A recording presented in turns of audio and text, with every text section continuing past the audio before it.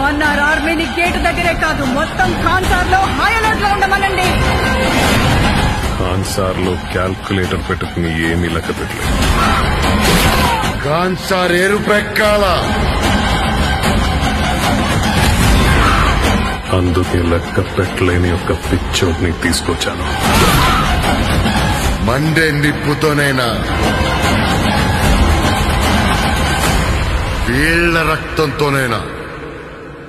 వాడి పేరు గుర్తుంది బాబా.